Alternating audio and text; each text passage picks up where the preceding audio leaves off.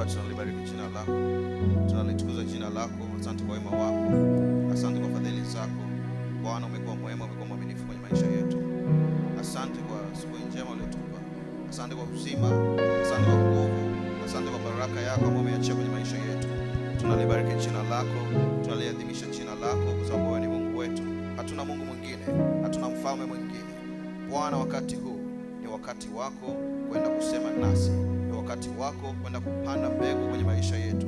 Ni wakati wako kwenda kufundisha kile ambacho tunatakiwa kukitendea kazi na kukiishi kwenye maisha yetu. Bwana, kwa uwezo wako mtakatifu, sema nasi. Bwana, lile kusudi ambalo nalo juu ya maisha kila mmoja wetu likapate kutimia kwenye maisha yake asubuhi na mchana wa leo. Ni katika jina la Mwana Yesu Kristo tumeomba, tunashukuru. Sema amen. Sema tena amen. Dis encore amen. Unaweza kumpigia Yesu makofi yako. Tu peux acclamer pour Jésus. Unaweza kufanya vizuri zaidi kwa ajili ya Tu peux faire Bwana. mieux que ça pour Jésus.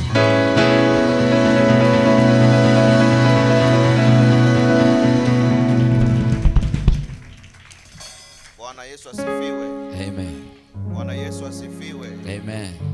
Kabla tujaendelea, tutakwenda kumsifu Mungu kwa Avant que pambio. nous ne continuions, nous allons louer Dieu. Inasema pokea sifa e Bwana. Un cantique qui dit reçois la louange Wangapi pour uko le tayari Seigneur. kumwimbia Mungu, kumpa Mungu Qui sont sifa prêts pour louer Dieu. kwa yale ambayo ametenda kwenye maisha yao? Pour ce qu'il a fait dans notre vie. Wangapi wako tayari? Qui sont prêts. Uko tayari kwa staili hiyo? Et Kama tu uko tayari, prêt. piga kelele ya shangwe Si kwa tu es Yesu. prêt, tu peux acclamer pour Jésus. Bado watu wako tayari. Kama uko tayari, Si tu piga es kelele ya prêt, tu shangwe peux kwa encore mfalme. augmenter des cris de joie pour Jésus. Haleluya. Haleluya.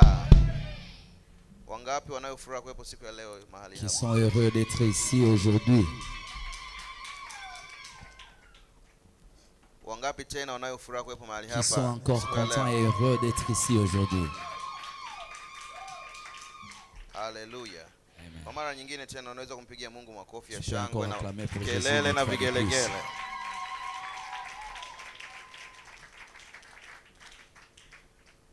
Nimesema tumpigie Mungu makofi ya shangwe na J'ai dit d'acclamer vigelegele. Jésus.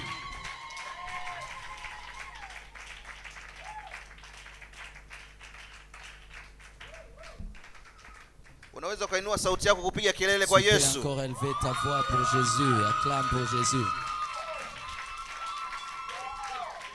Haleluya. Haleluya. Haleluya. Amen.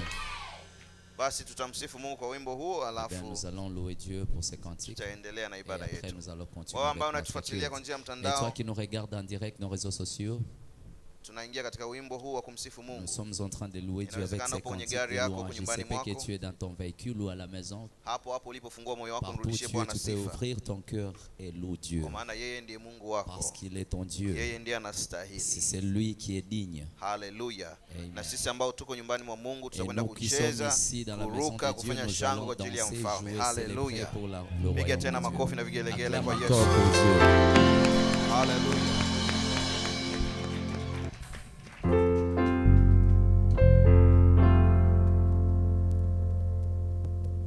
Haleluya. Pokea sifa e Bwana, milele milele milele.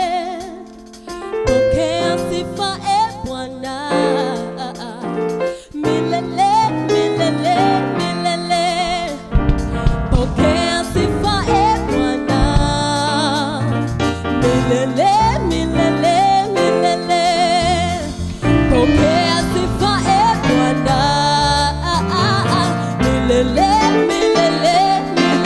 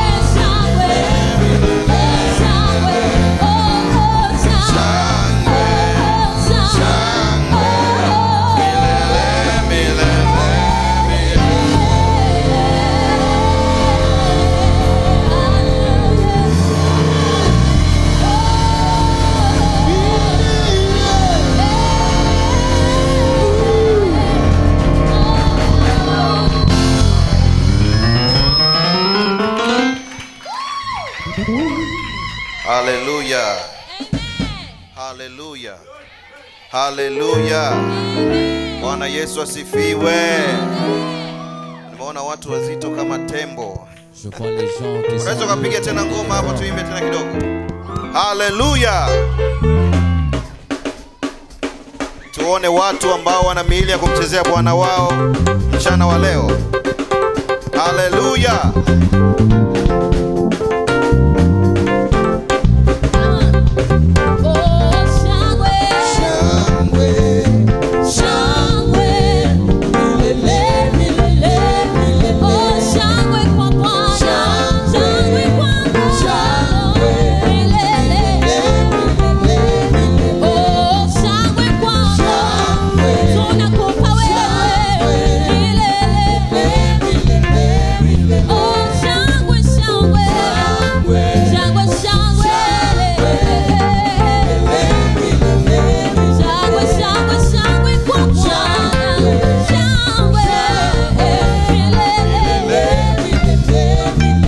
Kama unayo nguvu, ruka kwa Yesu, cheza kwa Yesu.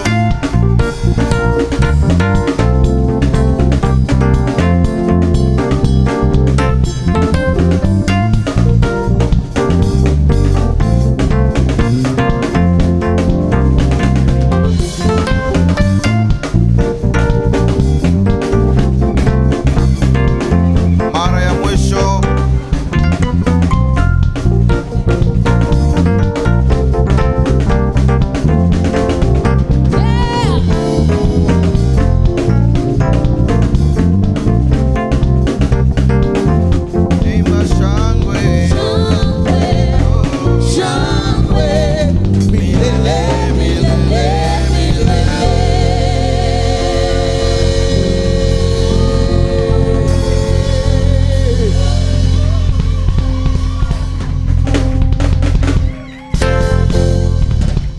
Haleluya. Haleluya. Kama umemchezea Bwana na umemsifu kutoka kwenye moyo wako, piga makofi ya shangwe kwake.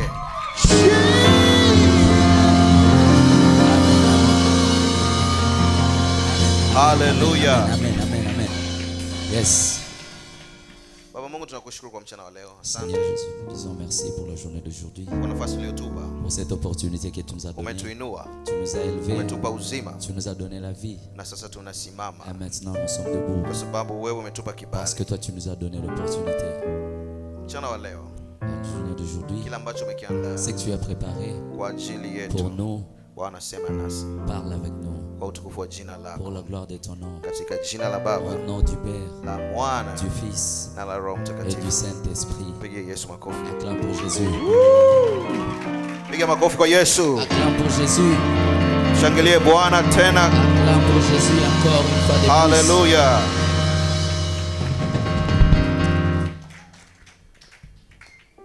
Unaweza ukachukua nafasi yako Tu sasa. peux t'asseoir maintenant.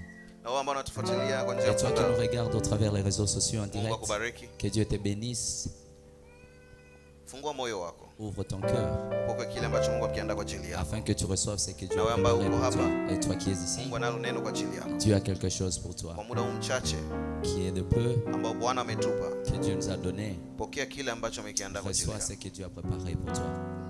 Wakati huu ni wakati ambao adui Il est un bon moment que l'ennemi anafanya vita, se prépare pour combattre.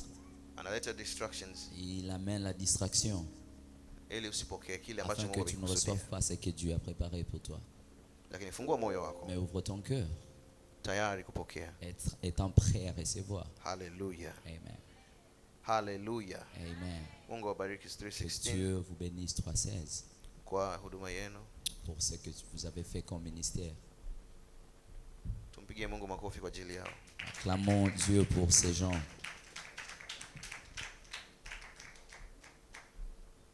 Hayo umempigia bibi yako aliye kijijini. Mpigie Tu Mungu as makofi acclamé kwa pour ajili ya ta watu hao. grand-mère. Tu peux acclamer Dieu pour ces gens. Haleluya. Amen. Piga makofi kwa Mungu aliye hai. Acclame pour Dieu à cause de ces gens. Haleluya.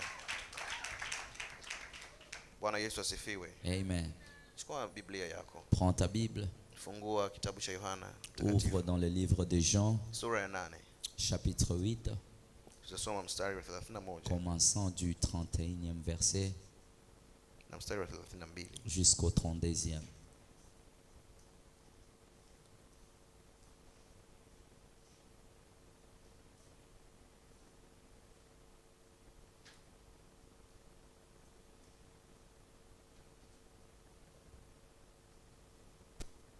Yohana sura ya 8 Jean chapitre 8, mstari wa 31 verset na 31 32.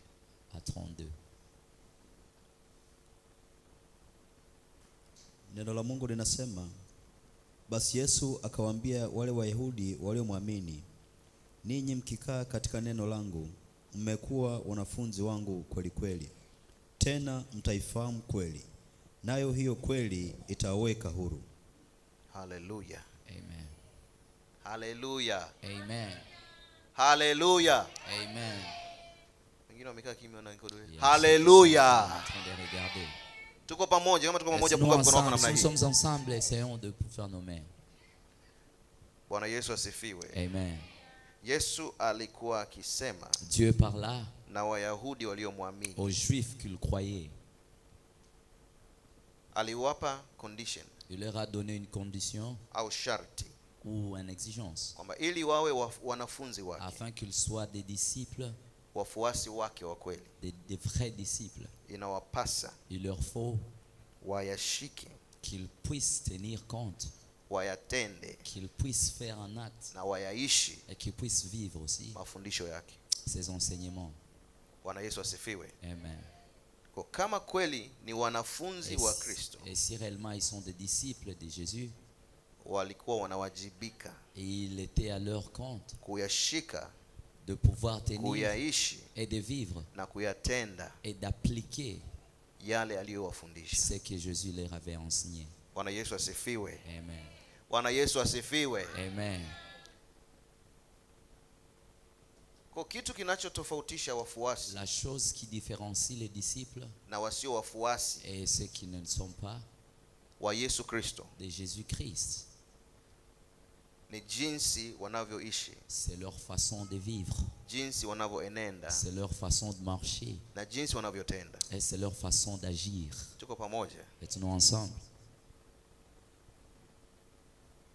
Kwa hiyo hatui wanafunzi Nous ne sommes pas des disciples au wafuasi wa Yesu ou les disciples de Jésus au waamini wa ou Kristo même les gens qui croient à Christ kwa kusema, en parlant kwa kutamka, ou en prononçant, ila tunakuwa wanafunzi mais au nous les wafuasi sommes au waamini ou les gens qui wa croient Yesu Kristo à Jésus-Christ kwa vile tunavyoishi. par notre façon de vivre. Bwana Yesu asifiwe. Amen. Somo la leo Notre leçon d'aujourd'hui lina kichwa kinachoitwa kweli, est intitulée La vérité. the truth, La vérité. kweli. La vérité. Bwana asifiwe. Amen. Mwambie jirani yako kweli, Dis à ton voisin la vérité. kweli. La vérité. Ukisoma mstari wa Et si 32, nous lisons le 32e verset, Yesu anawaambia Jésus leur dit, wale walio wanafunzi wake, ceux-là qui sont ses disciples, wale wanaomwamini. ceux qui croient en lui. Bwana Yesu asifiwe. Amen. Kwa hiyo huu ujumbe hauendi kwa watu wasiomwamini, Ce message ne va pas à ceux-là qui ne le croient pas, ila anaupeleka kwa watu mais ce wanaomwamini, message est destiné à ceux-là qui croient en lui. na wanaomwamini Et ceux-là qui croient en lui, ni wale wanayoyaishi ce sont ceux-là qui vivent anayofundisha. ce que lui enseigne. Bwana asifiwe. Amen. Bwana Yesu asifiwe. Amen. Nina communicate na mtu Je suis mndani. en train de communiquer avec quelqu'un ici. Wewe unayetutazama, Toi qui nous regardes en direct, kama kweli unamwamini Yesu si Kristo, réellement tu crois en Jésus-Christ, unatakiwa uthibitishe kwa maisha yako, tu dois prouver par ta vie. uthibitishe kwa mienendo Tu yako dois prouver par ta marche na matendo yako, et selon aussi tes actes. ndipo utakuwa C'est à ce mwanafunzi moment-là que tu seras un bon disciple au mwamini ou celui qui croit réellement wa Yesu Kristo. à Jésus-Christ.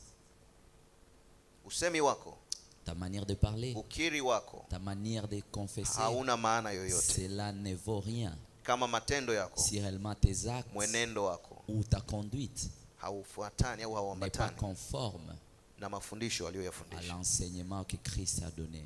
Bwana Yesu asifiwe. Amen. Tena mtaijua, Et vous connaîtrez Kweli. la vérité, nayo kweli et la itawaweka vérité huru. vous affranchira. Bwana asifiwe. Amen. Bwana Yesu asifiwe. Amen. tena mtaijua Et réellement, vous connaîtrez Kweli. la vérité. na hiyo kweli Et la vérité itawaweka huru. vous affranchira. Bwana Yesu asifiwe. Amen. Mwambie tena jirani yako kweli. Dis à ton voisin la vérité. Anaposema kweli Quand on parle de la vérité, anamaanisha nini? qu'est-ce qui signifie? Yesu anapowaambia wanafunzi Quand wake, Jésus parle à ses disciples, wale wanayoyaishi mafundisho yake, ceux-là qui vivent ses enseignements, kwamba kwa kushika mafundisho, quand on tient compte de ces kwa enseignements, kuyaishi mafundisho en yake, vivant cet enseignement, wataijua kweli, vous connaîtrez la vérité. na hiyo kweli ndio Et itawaweka cette huru. vérité vous affranchira. Ana maana gani? Qu'est-ce que ça signifie? Mungu atusaidie. Que Dieu nous aide. Lakini kitu anachokisema hiyo kweli Mais la chose qu'il parle, cette vérité, ndio itawaweka watu huru. c'est celle-là qui vous affranchira. Kwa watu ambao hawana Yesu, Et les gens qui n'ont pas ambao Christ, hawajamwamini Kristo, les gens qui ne croient pas en Christ, ambao hawayaishi ceux-là maisha qui ne vivent pas la ambayo vie Yesu que anayatarajia, Christ attend d'eux, ambao hawaenendi kama vile qui ne marchent anavyofundisha, pas selon sa volonté et ses enseignements, hawatendi kama vile anavyofundisha, n'actent pas selon son enseignement, hawawezi kuijua kweli ne peuvent pas connaître la vérité. na hawawezi kuwa huru, Et ils ne seront jamais affranchis kwa sababu hawana kweli kwenye parce maisha qu'ils yao. n'ont pas la vérité dans leur vie. Bwana asifiwe. Amen. Fungua kitabu cha Timotheo wa kwanza, Ouvre le livre de Timothée, le premier livre de Timothée, sura ya kwanza, chapitre 1.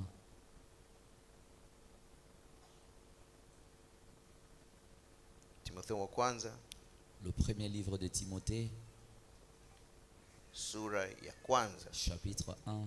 tutasoma kuanzia mstari wa 12 Nous allons lire commençant du 12e hadi verset mstari wa 16. jusqu'au 16e. Bwana Yesu asifiwe. Amen.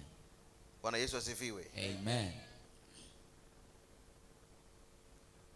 Neno la Mungu linasema, nami namshukuru Kristo Bwana wetu aliyenitia nguvu, kwa sababu aliniona kuwa mwaminifu akaniweka katika utumishi wake.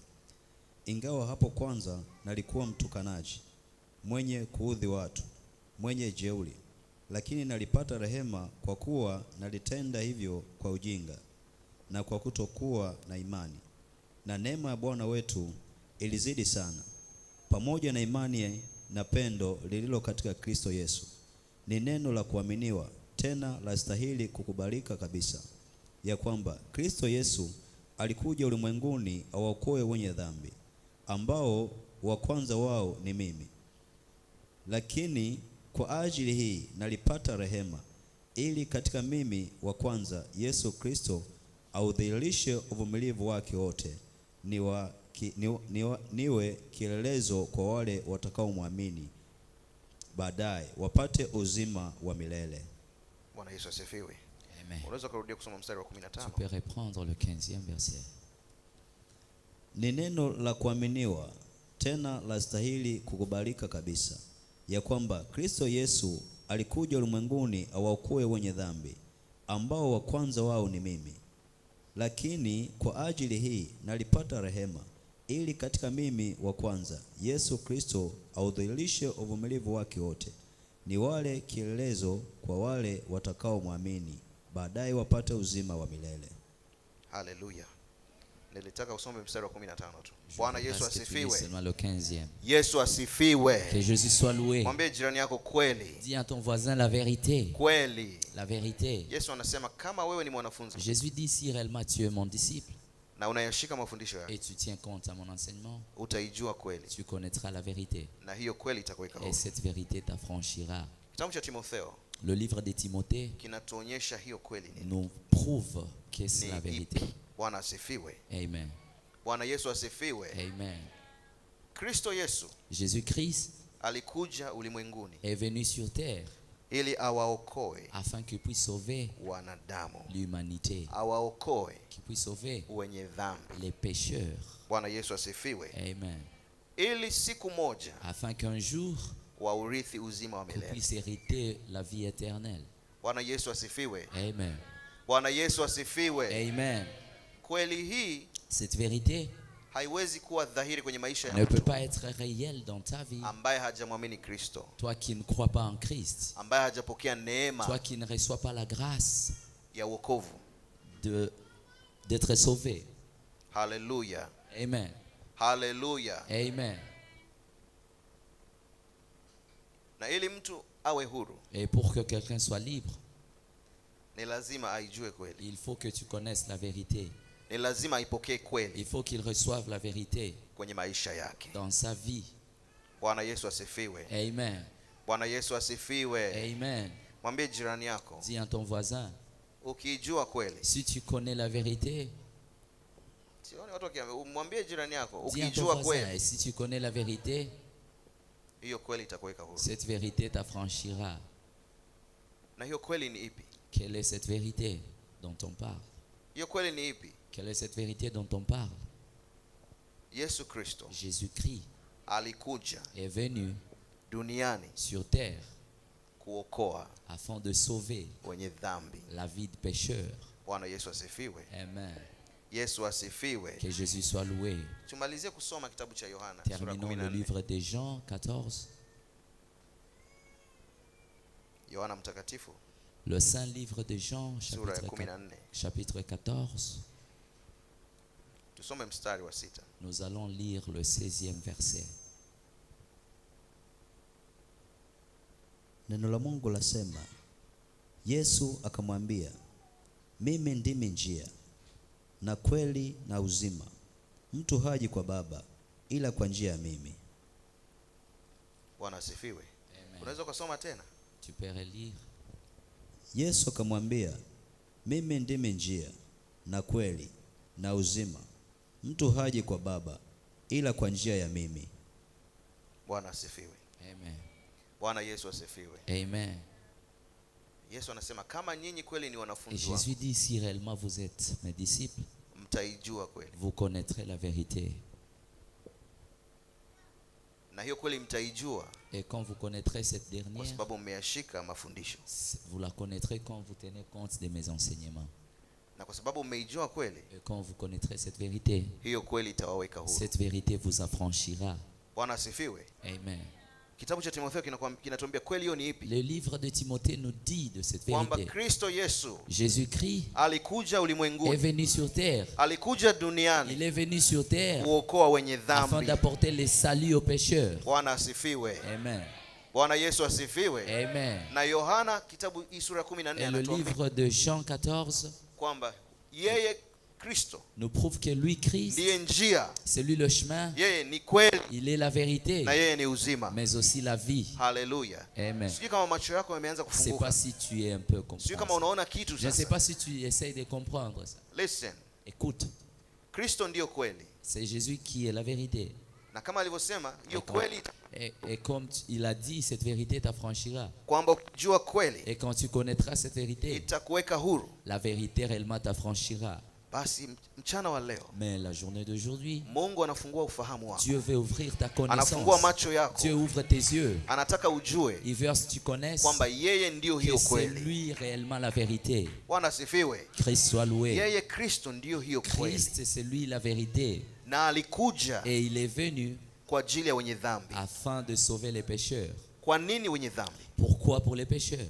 Sikia, ukijua kweli Écoute, quand tu connais la vérité, inakuweka huru. cette vérité t'affranchira.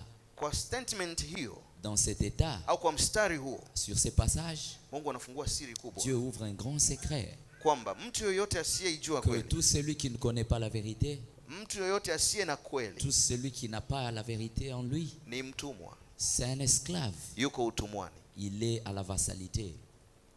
Kwa sababu kwa nini aseme kama ukijua kweli itakuweka Pourquoi huru? dit-il que si tu connais la vérité,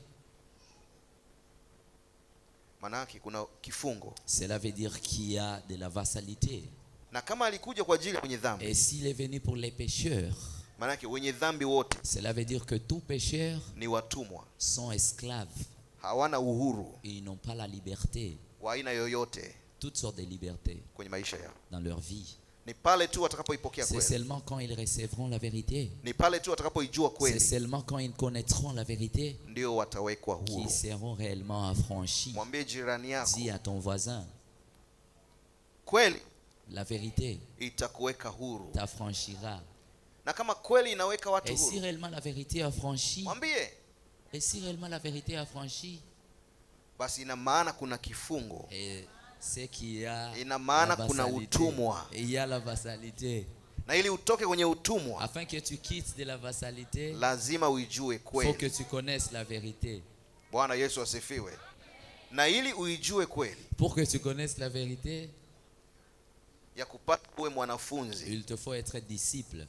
umpokee Il Kristo, faut recevoir Christ. uwe na Kristo kwenye maisha Que yako, tu aies Christ dans ta vie. ndipo utaijua kweli. C'est par là que tu connaîtras la vérité. Na hiyo kweli Et cette vérité ndipo itakuweka huru. t'affranchira réellement. Bwana asifiwe. Amen. Ukiendelea kusoma Et quand tu continues à hiyo lire sura ya 8, le 8e verset, Wayahudi wanamwambia Yesu, les Juifs disent à Christ, wewe unamaanisha sisi ni wafungwa? qu'est-ce que cela signifie? Êtes-nous esclaves? Sisi tuko kwenye kifungo? Sommes-nous esclaves? Yesu aliwajibu kirahisi tu, Qu'est-ce que Jésus leur avait répondu? mtu yoyote aliye dhambini Tout celui qui est dans le péché, ni mtumwa c'est un esclave wa dhambi. de ce péché. Bwana asifiwe. Amen. Mtu yoyote aliye dhambini Tout celui qui est dans le péché, ni mtumwa c'est un esclave wa dhambi. de ce péché. Sasa Yesu ameenda zaidi, Et Jésus va au-delà. anatuonyesha Il nous fait voir kwamba wapo watu wanaosema qu'il y a de ces gens qui parlent, kwamba wanaye Yesu, qu'ils ont Christ, wanamkiri Yesu, qu'ils croient en Christ et wanasema confessent Christ, ni wafuasi wa qu'ils Kristo, sont des disciples de Christ. lakini kwa sababu hawayatendi, Mais en revanche, ils hawayaishi ne vivent pas yale anayoyafundisha, ce que Christ enseigne, yale anayoyataka, ce que Christ veut. hao watu sio wa Yesu, Ces gens ne sont pas de sio Christ. wafuasi wa Yesu. Ces gens ne sont pas Kwa de maneno Christ. mengine En outre, ni watu wenye dhambi ce baba, sont des pécheurs.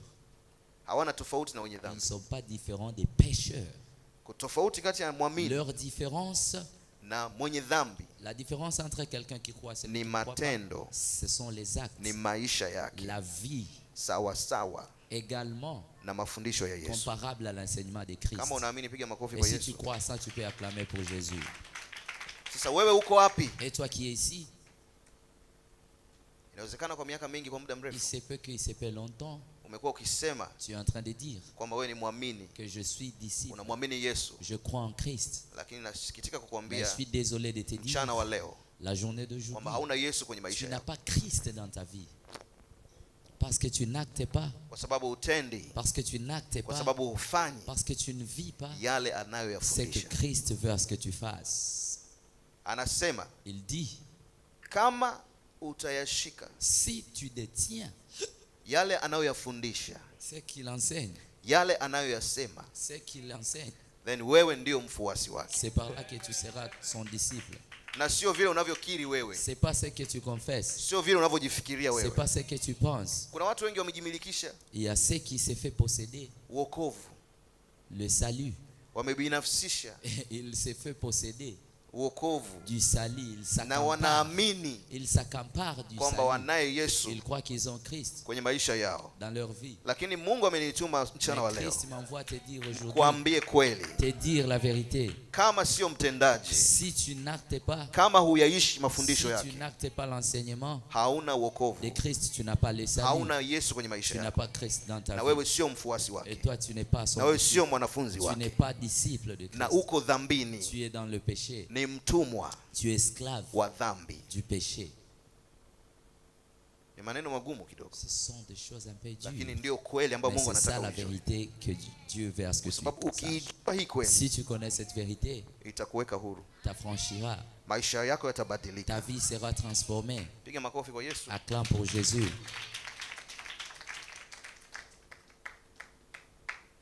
Nitakuonyesha kitu Je vais te faire voir quelque chose ambacho kitakuwa ni ishara kwako qui sera un peu de l'épreuve pour toi. kwamba wewe sio mwanafunzi wa Que Yesu, réellement tu n'es pas disciple de Jésus. kwamba wewe hauna Yesu kwenye Que maisha toi, yako. tu n'as pas Christ dans ta vie.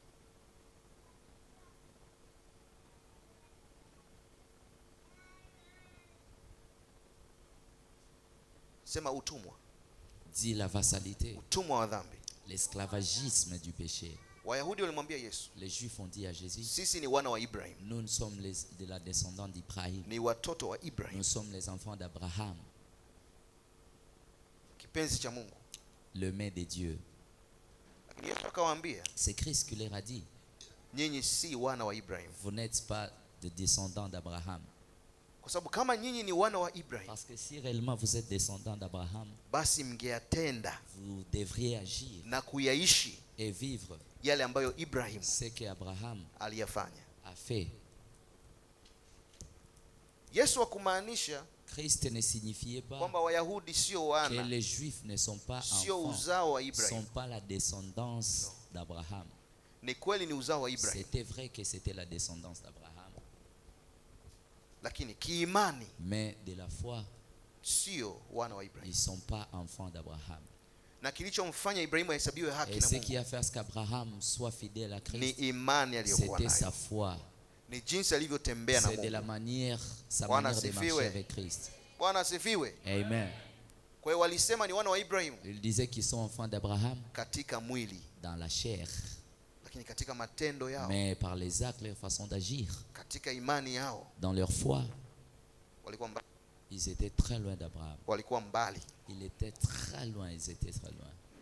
Na Yesu aliwaambia ni wenye Et dhambi, Christ leur avait dit, vous êtes pécheurs. na mtu yoyote aliyedhambini Et tout celui qui est dans le péché,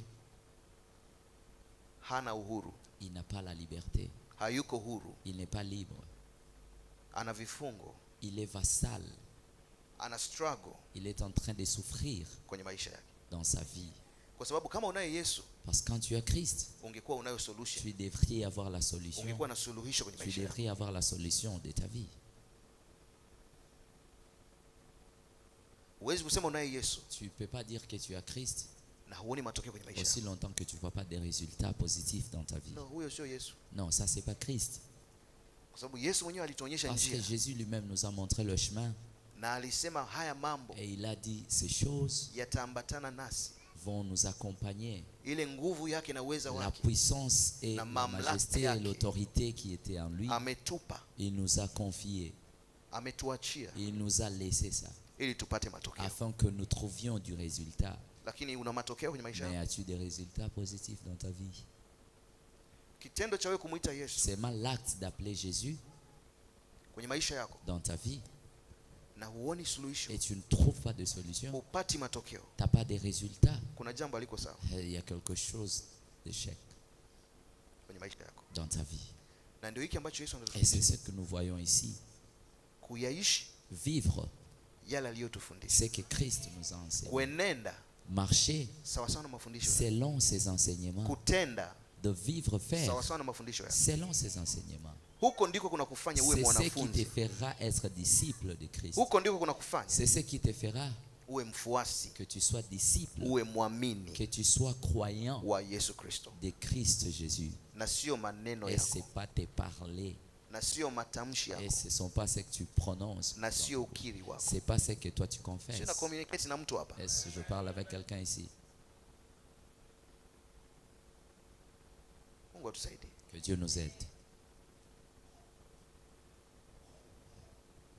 Ya kupasa ufanye maamuzi Il te faut prendre des ya décisions, kuwa mwanafunzi, d'être disciple, ya kuwa mwamini, d'être fidèle, ya kuwa mfuasi d'être wa disciple, Yesu Kristo. croyant de Christ. Haleluya. Amen.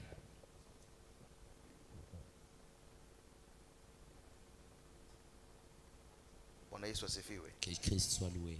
Angalia maisha yako, Regarde ta vie.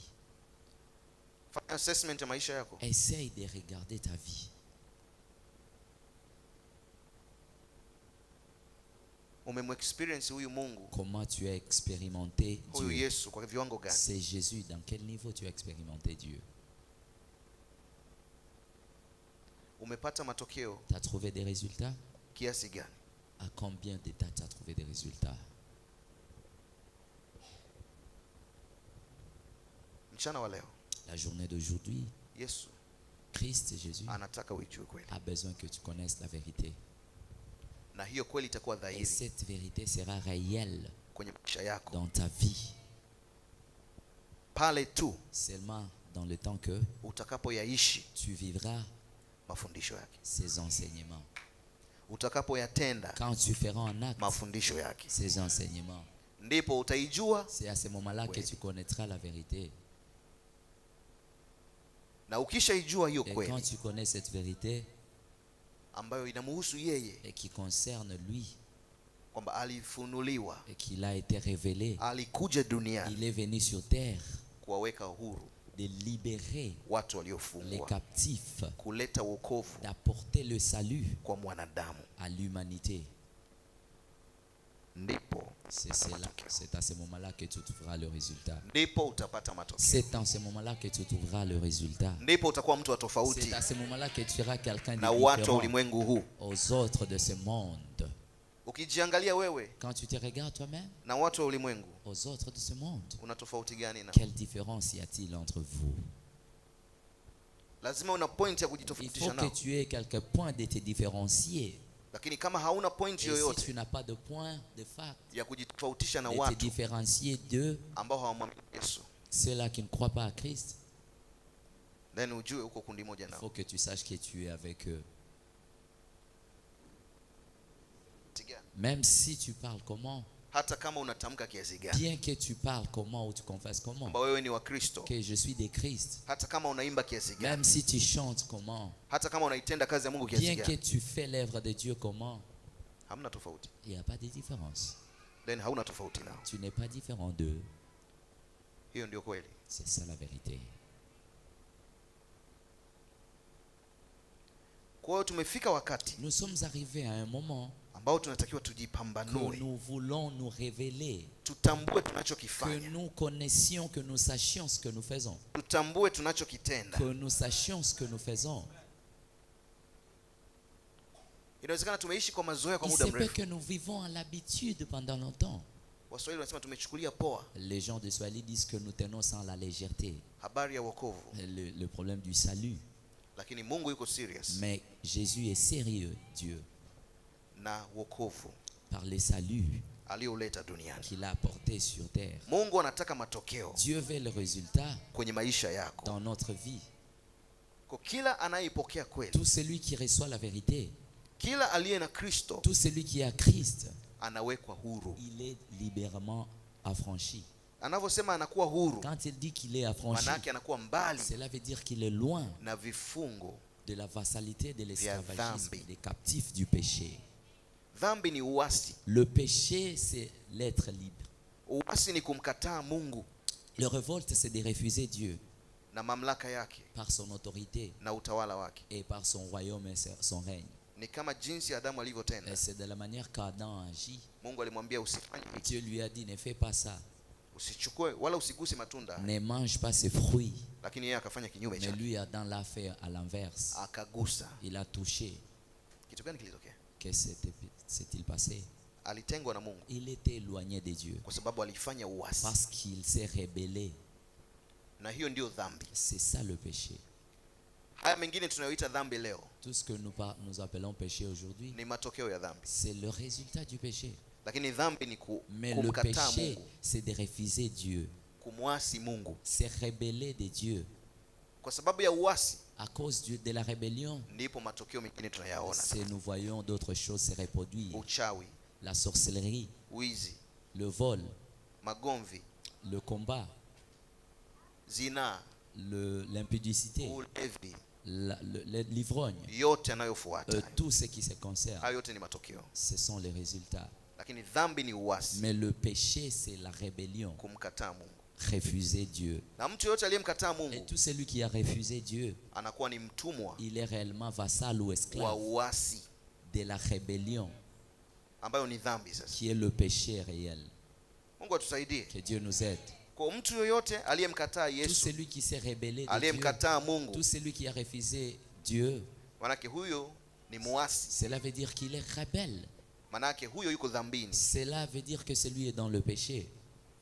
na kama yuko Et dhambini s'il est dans le péché, ni mtumwa wa dhambi, il est vassal ou esclave du péché. ni mtumwa wa uasi. Il est esclave de la rébellion.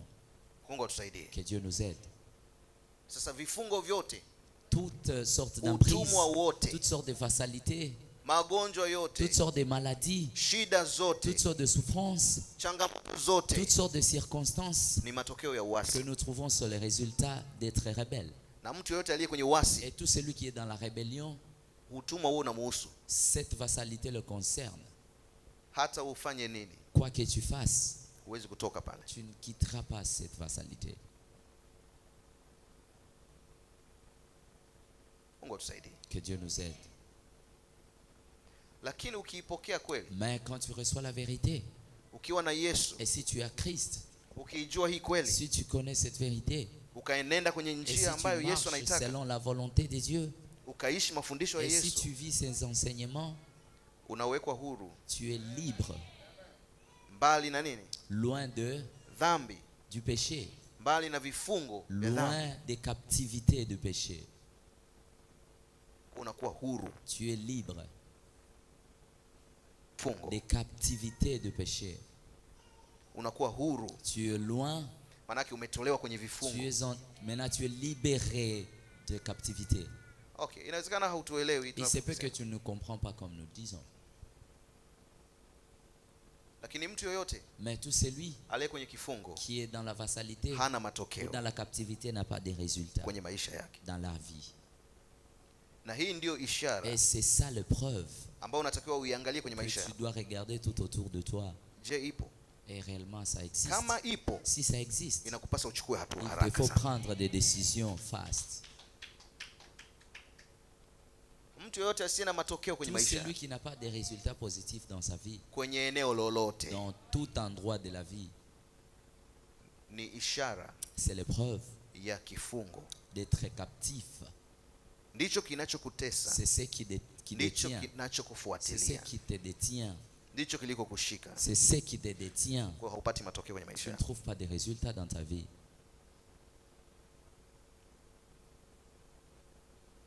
So ili utoke kwenye kifungo, Afin que tu quittes cette emprise, lazima uijue kweli, il faut que tu connaisses la vérité. na kweli unaijua Et quand tu connais cette vérité, kwa kuyaishi mafundisho ya en Yesu. vivant les enseignements de Jésus-Christ. Ninarudia hapa mara kwa Je mara, réponds ici maintes fois, à sababu maintes ndipo reprises, ujumbe ulipo, parce que c'est là que le message se trouve. na watu hawaelewi Et bado. les gens ne comprennent pas Listen. encore. Écoute, Lazima ujue il faut que tu connaisses kweli, la vérité. ndipo utawekwa huru. Et c'est ce moment-là que tu seras Na kweli affranchi. Et utaijuaje? comment connaîtras-tu la vérité? Utaionaje? Comment verras-tu la vérité? Ni lazima uchukue Il te hatua faut prendre des décisions, ya kuyaishi de vivre mafundisho ya Yesu les enseignements de Christ, yote tout aliyofundisha. ce qu'il a enseigné. Wewe ndio utakuwa mfuasi wake C'est par là que tu seras son na disciple. utakuwa huru, C'est par là que tu seras affranchi. hautateswa na Tu magonjwa, ne peux pas souffrir des maladies. hautateswa na dhambi yoyote, Tu ne peux pas souffrir de toutes sortes de péchés. hautakuwa mfungwa, Tu ne mtumwa seras pas à l'emprise wa dhambi. du péché. Leo hii mtu hawezi Aujourd'hui, les gens ne peuvent plus kujisimamia se tenir d'eux-mêmes kwa sababu ya vifungo. parce qu'ils sont à l'emprise. Mtu hawezi kuacha ulevi. Quelqu'un ne peut pas laisser l'ivrognerie. Kwa nini? Pourquoi? Sio utashi wake, Parce que ce n'est pas de son gré, ni kifungo. c'est l'emprise. Mtu hawezi kuacha uzinzi, Quelqu'un ne peut pas abandonner l'impudicité. hawezi kuacha uasherati, Il ne peut pas abandonner l'adultère. hawezi kuacha uongo, Il ne peut pas mentir. Il ne peut pas kwa sababu abandonner le hayo ni mensonge. matokeo ya Parce que dhambi. ce sont les résultats du péché. Na mtu yote mwenye dhambi, Et tout celui qui a le péché, aliyeko dhambini, qui est dans le péché, ni mtumwa wa dhambi. il est esclave du péché. Manake matokeo ya Parce dhambi que le résultat du péché yataambatana naye seront directement avec lui. hadi siku Jusqu'à la fin, atakapoamua jusqu'au jour où il prendra décision kubadilisha maisha de yake, changer sa vie. atakapoamua kumwamini huyu Quand il Yesu comprendra à croire à Jésus na kuwa mwanafunzi et d'être un vrai disciple, au mfuasi wake, un vrai disciple de Christ, ndipo ataijua kweli, c'est par là qu'il connaîtra la vérité. na hiyo kweli itamweka huru Et cette vérité lui mbali na affranchira dhambi. loin du Watu péché. wengi leo mnateswa vifungo Beaucoup sont à la prise vya dhambi, du péché. mnateswa Ils na sont à la uchawi, prise de la sorcellerie. mnateswa na magonjwa, Vous êtes à la prise de maladie. mnateswa na laana. Vous êtes à la prise de la malédiction. Chochote unachokifanya kifanikiwe Tout ce que tu fais ne prospère pas. ni matokeo ya dhambi Les résultats du péché ambayo imetengeneza utumwa, qui fait croître la vassalité. na penye utumwa maana kuna Et kifungo, là qu'il y a la vassalité, il y a l'emprise. hauna uhuru Tu n'es pas libre wa kufanya chochote de unachokitaka. faire tout ce que tu veux. Chochote unachokifanya Tout ce dont tu as besoin ou tu veux hakifanikiwi ne prospère pas kwa sababu ya kile kifungo. parce que tu es à l'emprise. Huwezi kwenda sehemu Tu yoyote ne peux pas aller kwa n'importe sababu umefungwa. parce que tu es à l'emprise. Wengine kuna vifungo vya ufahamu, Il y a ceux qui sont à l'emprise de la connaissance, wengine kiafya, kimwili, sont à l'emprise de la santé. vifungo tofauti, Beaucoup de toutes sortes d'emprises. lakini vyote hivyo ni vifungo Mais ces emprises sont seulement en emprise. ambavyo haviwezi kukuachia, Ces emprises ne te laisseront pas partir. haviwezi kutoka Ces emprises ne te laisseront pas hadi quitter pale utachukua jusqu'à ce hatua que tu prendras la décision ya kuishi maisha de vivre la vie, mapya. une vie nouvelle. Yesu Kristo anasema yeye ni njia, Jésus-Christ dit qu'il est le chemin, yeye ni kweli, il est la vérité, na yeye ni uzima, il est la vie. na alikuja duniani Et il est venu sur terre kuwaokoa afin d'apporter le salut wenye dhambi. des pécheurs. Bwana asifiwe. Amen. Na ukiijua hiyo kweli Et si tu connais cette vérité, kwamba Kristo que Christ alikuja est duniani venu sur terre kuwaokoa de sauver wenye dhambi, les pécheurs, kuwatoa de leur faire sortir watu kwenye vifungo de la vassalité, l'emprise vya dhambi, de péché, utakuwa huru. tu seras réellement affranchi. Utakuwaje huru? Comment seras-tu Kwa affranchi? sababu hiyo kweli Parce que cette vérité, ndio itakutenga c'est cette vérité qui na t'affranchira, vifungo vya qui te dhambi. mettra loin de l'emprise du péché. Bwana Yesu asifiwe. Que Dieu soit loué. Hiyo kweli Cette vérité ndio itakutenga qui te mettra loin na hizo laana. de cette malédiction. Hiyo kweli Cette vérité itakutenga qui te mettra loin na huko kushindwa de l'échec, na udhaifu unaohangaika de nao, toutes sortes de peines qui te fait marcher. sio kwa nguvu yako. Parce que ce n'est pas de ta force. Unachomhitaji ni Yesu Ce que tu as besoin, c'est Christ. aingie kwenye maisha yako, Qu'il entre dans ta vie, abadilishe maisha yako. qu'il change et transforme ta vie. Haleluya. Amen. Ukiyashika aliyoyafundisha Et Yesu, si tu tiens compte de ce qu'il a enseigné, hautakwama sehemu yote. tu ne seras pas bloqué nulle part. Haleluya. Amen. Maana unayo Parce que mamlaka, tu as l'autorité, unayo nguvu, tu as la force, unalo neno tu as la parole linalobadilisha maisha, qui change et transforme la vie, linalobadilisha hali qui change yoyote. et transforme toutes sortes de circonstances. Haupati matokeo Tu n'as pas de résultats kwa positifs sababu hiyo mamlaka parce haitendi que cette kazi autorité ne fonctionne pas maisha yako. dans ta vie. Chochote unachokifanya Tout ce que tu hufanikiwi. fais sur terre, Popote unaoenda hufanikiwi. partout où tu marches, tu ne prospères pas. Unajua ni kwa nini? Tu sais pourquoi? Ile mamlaka ya Mungu haiko juu yako. Cette autorité de Dieu n'est pas sur toi. Kwa sababu kama iko juu yako Parce que si cette autorité na est sur toi inatenda kazi et ndani ça yako, agit en toi, unapata matokeo kila tu unapoenda, dois avoir les résultats na positifs. ungekuwa unapata Et matokeo tu kwenye kila devrais eneo. avoir des bons résultats à tout état de ta vie. Kwa hiyo ni ishara kwamba kuna mahali C'est mambo un yako sawa. résultat que quelque part ça marche pas. Na mchana wa leo Et la journée d'aujourd'hui, Mungu anakupa hiyo nafasi Dieu t'a donné cette ya opportunité kurekebisha maisha yako. de faire changer ta vie. Bwana Yesu asifiwe. Amen.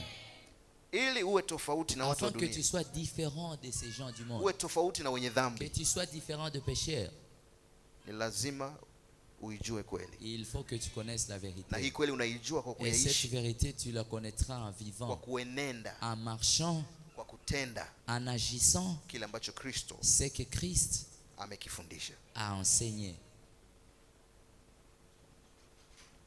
Kristo anataka ufanye nini? Qu'est-ce que Christ veut que tu fasses? Utubu, Que tu te repentisses, ubadilishe mwenendo que wako, tu changes ta vie, badilisha maisha que yako, tu changes ta manière de vivre, mgeukie Mungu. que tu te tournes vers Jésus. Alihubiri akasema ufalme wa Mungu Il a umekuja, enseigné en disant que le royaume de Dieu est proche. tubuni. Repentez-vous. Bwana asifiwe. Amen. Kwa hiyo yakupasa ugeuke, Il te faut tourner vers Jésus maana ufalme wa Mungu umekuja. parce que le royaume de Dieu est prêt. Na tunaposema ufalme wa Et quand Mungu, nous parlons du royaume de Dieu, maana yake ni mamlaka cela ya veut Mungu, dire l'autorité de Dieu. maana yake ni utawala wa Cela Mungu veut dire la suprématie de ambao Dieu. ukiingia ndani Et si yake, tu entres dans cette suprématie, ukiwa mwana wa et ufalme si wake, tu es réellement fils du royaume, wewe sio wa ulimwengu, tu n'es pas encore de ce monde. unakuwa huru, Tu es réellement libre. unakuwa si mtumwa tena, Tu n'es plus encore esclave, bali unakuwa mwana. mais tu es fait enfant. Haleluya. Amen. Mtumwa hana kitu, Un esclave n'a hana rien. sehemu Un yoyote esclave n'a rien de part kwenye ufalme wa Baba, dans le royaume du Père, kwenye utawala wa Baba, dans le règne du Père. isipokuwa mwana. C'est seulement le Fils. So ili mtumwa awe huru, Afin qu'un esclave soit libre, ni lazima afanye maamuzi il lui faut prendre des décisions ya kuwa mtoto wa yule. de devenir Yule enfant ou fils de son maître. Bwana asifiwe. Amen. Ili mtumwa awe huru, Pour qu'un esclave soit ni libre, lazima awe mwana. il faut être enfant ou fils de son maître. Na kitu ambacho Yesu alikuja kukifanya, Et c'est que Christ est venu faire. ambacho ndicho anataka ukiamini, Et c'est ce qu'il veut à ce que tu crois ukipokee pour que tu reçoives na ukiishi, et que tu vives ça. ni kwamba alikuja duniani C'est parce qu'il est venu sur terre kwa ajili yako, à cause de toi, kwa ajili ya wenye dhambi, à cause de pécheurs, ili kila atakayemwamini afin que tout celui qui croit en lui apokee uweza, reçoive apokee l'habilité, nguvu reçoive la force ya kuwa mtoto wa Mungu, de devenir enfant de ya Dieu, kuwa mwana wa Mungu. de devenir enfant de Dieu. Hiyo pekee ndio inakuweka C'est huru. seulement ça qui te mettra libre. Unakuwa si mtumwa tena, Tu n'es plus esclave. na baada ya hapo utembee, Et à ce moment-là, tu dois uyaishi et tu dois vivre mafundisho yake. ces enseignements. Hakuna kitakachoshindikana kwenye maisha yako, Rien ne sera impossible dans ta vie. na zaidi ya yote uzima wa milele Au-delà de tout, la vie éternelle ni wa kwako. t'appartient. Una sehemu katika ufalme Et wake tu marches dans son royaume kwa sababu umemwamini parce que tu as cru kweli, dans la vérité. mwana pekee wa Mungu. L'unique Fils de Dieu. Haleluya, Amen. haleluya. Amen. Ulishawahi kumwona wapi mwana As-tu déjà vu où un fils aliyeombaomba? qui mende, un mendiant? Ulishawahi kumwona wapi mwana As-tu déjà vu un fils asiye na uhuru qui n'est pas libre wa kufanya chochote kwenye de maisha faire yake? ce qu'il veut dans sa vie? Ni dhahiri kwamba C'est réel que mtumwa un esclave, ndiye ambaye hana uhuru. c'est celui qui n'a pas la liberté. Chochote anachotaka kukifanya Tout ce qu'il veut faire kinakwamishwa est bloqué kwa ile hadhi aliyonayo par l'état qu'il a. kwamba ni mtumwa. Il est esclave. Hivyo ndivyo alivyo mtu yoyote mwenye dhambi, C'est de la même façon qu'il est pour tout mtu yoyote pécheur. asiye na Kristo kwenye Tout maisha yake, celui qui n'a pas Christ dans sa vie, mtu yoyote asiyeenenda tout celui qui ne marche pas katika njia, selon les voies, katika mafundisho selon les ya enseignements Kristo, de Christ, yuko dhambini, c'est un esclave Ni dans le mtumwa. péché. C'est un esclave. ni mfungwa, C'est un hana empire. matokeo. Il n'a pas de résultats. Kama unataka matokeo kwenye maisha Et si yako, tu veux avoir des résultats fanya dans ta maamuzi vie, leo prends la décision aujourd'hui ya kutembea na Kristo, de marcher avec Christ, ya kuyafuata yale de aliyoyafundisha, faire ce que lui a enseigné, ya kuwa mwana wa de Mungu. mettre en pratique ce qu'il a enseigné, d'être enfant de Dieu. Haleluya. Amen.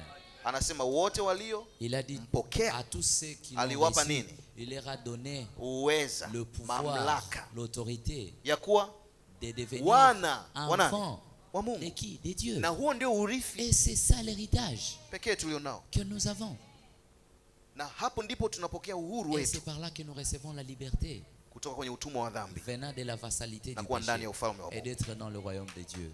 Bwana Yesu asifiwe. Que Christ soit loué.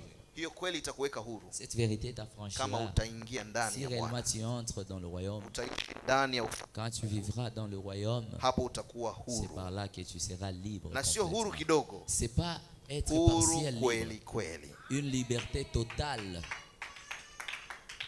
Bwana asifiwe. Amen.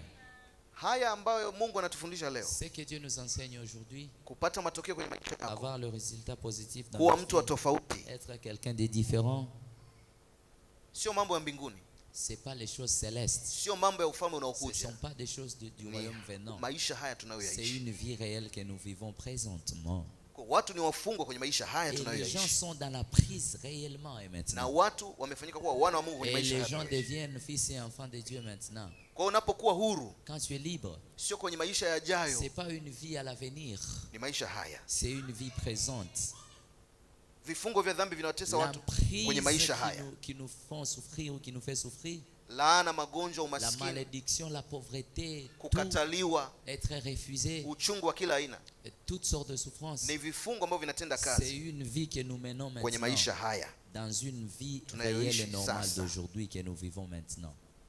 na njia pekee ya kutoka L'unique chemin de s'en sortir de là, ni kumkimbilia Kristo, c'est d'aller vers Jésus, ni kuijua kweli, c'est de connaître la vérité, kuiishi kweli, c'est de vivre la vérité. na ndipo tutakuwa huru Et c'est par là que nous serons mbali na hivyo affranchis, vifungo. loin de ce péché.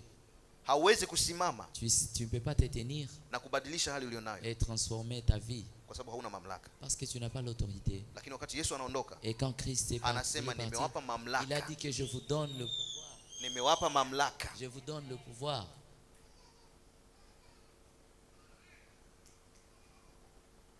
Bwana asifiwe. Amen.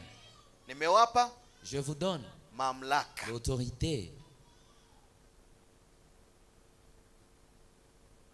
Sio kama unaelewa. Je ne sais pas si que vous comprenez ça. Mamlaka ni uwezo L'autorité, c'est la capacité wa kupata matokeo, d'avoir les résultats, wa kuamrisha de faire ordonner matokeo unayoyataka le résultat que tu veux kwenye maisha yako. dans ta vie. So kama hauwezi kuamrisha Et jambo si tu lolote veux rien ordonner dans ta kwenye vie, maisha yako, kwenye biashara yako, dans tes affaires, kwenye uchumi wako, sur tes finances, kwenye mahusiano yako, sur tes relations, maana una mamlaka. cela veut dire que tu n'as pas d'autorité. Kama huwezi kubadilisha jambo Si lolote tu peux rien changer kwenye maisha yako, dans ta vie, hauna mamlaka. tu n'as pas d'autorité. Na lazima ujiulize mara mbili. Et il faut que tu te poses deux questions. Kuna kitu hakiko sawa. Quelque chose ne va pas. Kwa sababu Yesu Parce que Jésus, amesema ametupa mamlaka. il dit que je vous ai Na donné anasema l'autorité. mamlaka Et il dit l'autorité mbinguni na wapi? dans le ciel et sur terre. Emfikiria. Écoute, essaye de comprendre Ni ça. mamlaka kubwa kiasi gani? Combien d'autorité Yaani amekupa wewe mamlaka il t'a donné toi ya l'autorité kufunga jambo lolote wapi? de fermer quelque chose dans les cieux Na wapi? et sur terre. Si kama watu wanaelewa. Je ne sais pas si que vous comprenez ça. Lakini Mais watu bado hawana matokeo. les gens n'ont pas de résultats. Maana katika ulimwengu wa roho una Cela mamlaka veut dire que dans le monde ya spirituel, tu as kubadilisha hali l'autorité yoyote. de changer tout. Katika ulimwengu wa mwili Sur cette terre, huu tunaoishi dans le monde una physique ici que mamlaka nous vivons, tu as ya l'autorité kubadilisha issue de yoyote. changer tout ce que tu veux. Anasema lolote Il a dit mtakalolifunga, que tout ce que vous allez fermer ici, sur terre, lolote mtakalolifungua. tout celui que vous ouvrirez, Na wewe ndio sema yote aliyoyafanya tout ce qu'il avait, tutafanya hata zaidi. nous le ferons plus que ça. Lakini sisi tukoje? Mais comment es-nous? Maisha yako yakoje? Comment sommes-nous? Comment la vie est? Una tofauti gani wewe na yule Quelle asiyemwamini? différence y a-t-il entre toi et celui qui ne croit pas en Christ? Una nini cha kuonyesha? Qu'est-ce que tu as approuvé? Listen, Écoute, Mungu ametupa uhai Dieu nous a donné la vie, tuishi juu ya uso wa que nchi, nous vivions sur terre, tuwe na matokeo, que nous ayons un bon résultat, tuwe nuru, que nous soyons des lumières, tuwe que chumvi. nous soyons du sel. Sio kama unaelewa. Je ne sais pas si tu comprends. Chumvi gani haileti hata chachu? Quelle sorte de sel qui n'apporte même pas ce goût? Hata leo kimiminwa kwenye kikombe Et quand on te met dans un gobelet, cha maji, dans l'eau, maji hayabadiliki kuwa na chumvi. l'eau ne transforme même pas, n'a même pas le goût du sel. Hata ukiweka kwenye chumba chenye giza, Même si on te met dans une chambre obscure, nuru gani ambayo haiwezi kuangaza? quelle lumière qui n'éclaircit pas? Hata kitone tu, Même une petite lumière. maana kuna shida. Mais il y a quelque chose qui ne va pas. Sasa Mungu ametuambia Mais Dieu nous dit, sisi ni chumvi nous sommes le sel ya ulimwengu. de ce monde. Sisi ni nuru Nous sommes la lumière ya ulimwengu. de ce monde. Kwa hiyo watu watamuona Mungu Les gens verront Dieu kupitia sisi. partant de nous. Watu watapata matokeo kwenye maisha Les yao gens auront des résultats dans leur vie kupitia sisi. venant de nous. Sasa wewe una matokeo? Toi, tu as des résultats. Una matokeo kwenye maisha yako? Et as-tu des résultats dans ta vie? Tuko busy tunapambana na dini. Nous sommes occupés seulement Na par, imani, par la lakini religion, tumeiacha par njia la ya foi. kweli. Frère, ça, faire ça, faire ça, faire Mungu ça. anataka turudi Dieu veut à ce que nous retournions mahali petu, à notre place, tusimame, que nous nous tenions. tumexperience Mungu On a tant na watu wa expérimenté ulimwengu Dieu. waone Mungu Et que les gens de ce monde kwenye voient maisha Dieu yetu. dans notre vie. Mungu atusaidie. Que Dieu nous aide. Mwambie jirani yako, Dis à ton voisin, unayo mamlaka. tu as l'autorité. Alafu muulize, unayo mamlaka? Tu as l'autorité. Jibu. Wewe unayetutazama, Toi qui nous regardes en direct, neno la Mungu linasema unayo la mamlaka. parole de Dieu te demande, as-tu Kama l'autorité? kama kweli ni mwanafunzi wa Si Yesu. réellement tu es disciple de Jésus, Lakini je, unayo mamlaka? réellement as-tu l'autorité? Je, una matokeo kwenye maisha yako? Es-tu de bons résultats dans ta vie? Unatakiwa uangaze. Tu dois illuminer. Wewe ni chumvi, Tu es le sel. unatakiwa uweke ladha. Tu dois donner le goût. Lakini unayo ladha? Et as-tu le goût? Unayo ladha? T'as pas de goût? Unayo matokeo? T'as des résultats? Listen, ni wakati wa kujicheki. Écoute, c'est le Ni moment wakati de wa te kubadilisha regarder. maisha. C'est le moment de changer la vie. Ni wakati wa kuchukua hatua C'est le mpya. moment de prendre des décisions. Tumeimba dini vya kutosha. On a tant chanté des religions. Tumeimba imani vya On a kutosha. tant chanté de la foi. Ni wakati wa matokeo. C'est un bon moment d'avoir des résultats. Wakati umekwisha. C'est pas de temps. Kristo yu karibu. Christ est prêt à venir. Anakuja. Il est dans le chemin de venir. Atakukuta kwenye hali gani? Comment va-t-il te trouver? Listen, watu wengi sana wataachwa. Écoute, Wengi. beaucoup seront ici. Wengi. Beaucoup. Wengi sana. Nombreux encore. Unyakuo. Ni tukio la l'enlèvement, kutisha. c'est vraiment étrange, exceptionnel. Ndio maana anasema uwe tayari. C'est parce qu'il a dit, il faut que tu sois prêt. Kesheni mkiomba. Il faut que vous veilliez dans la Be prière. watchful. Veillez. Maanake uwe mtu wa Il matokeo. faut que tu sois quelqu'un des résultats. Jihakikishe uhusiano wako na Mungu. Rassure-toi de ta relation avec Dieu. Uwe mtu wa matokeo. Que tu sois quelqu'un des résultats. Kama unayo kweli, Si tu as réellement la kama vérité, unaijua kweli, si réellement tu connais la vérité, then utakuwa huru. et réellement tu seras affranchi. Huru mbali na vifungo vya dhambi. Trop loin de l'emprise du péché. Maanake wewe ni matokeo. Cela veut dire que toi, tu es quelqu'un des résultats. Hayo unaoyapitia Ce que tu fais, yawe changamoto kwako. que ça soit vraiment des l'épice pour toi. Yesu alisema ndio duniani tunayo dhiki, Jésus a dit réellement, sur terre nous avons des lakini souffrances. hakusema Mais hatutapata il n'a matokeo. pas dit que nous n'aurons pas des résultats positifs. Alisema lolote Il tutakaloliomba, a dit que tout ce dont nous prierons sur Baba Mungu le Père Dieu, atafanya nini? il l'accomplira. Atalifanya. Il l'accomplira. Kwa maneno hayo, Cela veut dire, maanake chochote tunachokipitia tout ce dont nous connaîtrons ou nous connaissons, tuna uwezo wa kukibadilisha. tout ce que nous rencontrons dans la vie, nous avons le pouvoir de changer. Ugumu wowote unao experience Toutes sortes de difficultés que tu kwenye expérimentes maisha yako, dans ta vie, unao uwezo tu as la wa capacité kugeuza. de changer ça. Mateso yoyote Toutes sortes de unayoyapitia, souffrances que tu expérimentes, yawe ni kwa sababu ya uchumi, que ce soit des finances, kwa maana ya umaskini, que ce soit la pauvreté, kwa maana ya vifungo que ce soit l'emprise, kama uchawi, la sorcellerie, kwa maana ya nguvu za giza que ce soit de la force de kama ténèbres, mapepo, ou même les esprits mizimu impurs, na mashetani kama hayo. les démons et les fétiches. Unayo mamlaka, Tu as l'autorité, unayo mamlaka tu as l'autorité ya kupata matokeo. d'avoir les résultats positifs.